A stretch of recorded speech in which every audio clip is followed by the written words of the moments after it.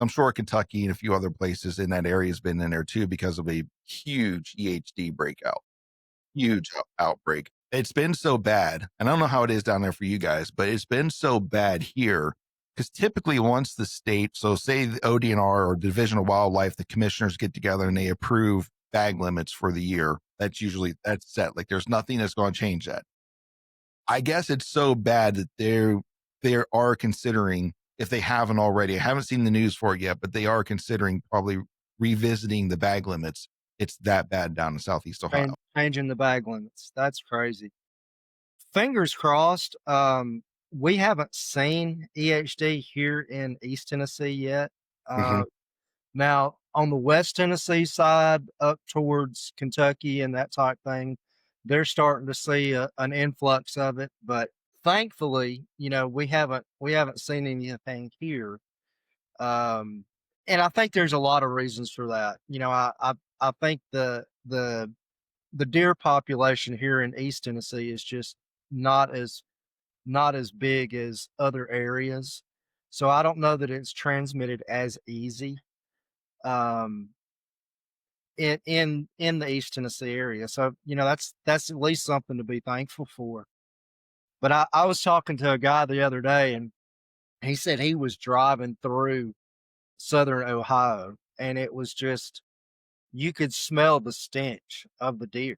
I mean, you could driving along the waterways and the roadways. I mean, it was just crazy, he said. So But I've heard that before, and I've got a hunting trip planned with my youngest son, not hunting trip, but a hiking trip with my youngest son for this weekend. We used to go down towards Marietta and some of the national forest down there. There's a big, like 14-mile loop trail that we mhm. usually do an overnight, backpack trip on. So we'll just pack enough for like the 2 days and camp out overnight. And I'm like, I don't know.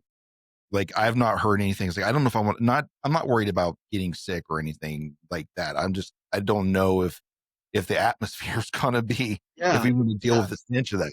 So if that's the case, that's what's really happened around there. Because that hike does involve some waterways. So, and unfortunately that's where the deer want to go because they're overheating and to get cooled off. And unfortunately the virus eventually kills them. And that's why you find them in the water like that. But And I don't. it's funny to me too, is here in East Tennessee, we have those midge gnats Mhm. that are that are causing that, but we don't have the I don't think we have the deer numbers for it. So it's crazy. I think you're spot on with that because, well, if you look at any type of virus based like disease or anything, right? The virus needs a host, and if there's not an adequate enough a host around it, it's hard for it to replicate and continue on, right? Um, so that's you see high populous areas, and I don't want to talk about humans and be all down on humans, but you see high population rates of humans in areas. Well, diseases can run through that real quick, right? It's because of just the population, and it's not necessarily like the number of deer; it's the number of deer in that certain area. The rate of deer is that's what the problem is. And Southeast Ohio, I mean, Ohio has a lot of deer, and we. I just recently released a podcast I did with the deer administrator program, the deer program administrator from the state of Ohio.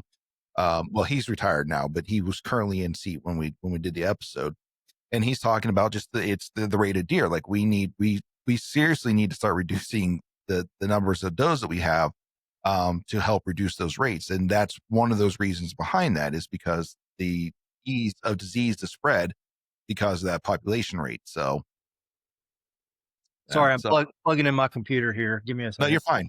You are absolutely fine. So you are definitely spot on with, well, I'll say it this way. I believe you are spot on with what you said there. And that's one of the contributing factors why it's not as bad for you guys yet.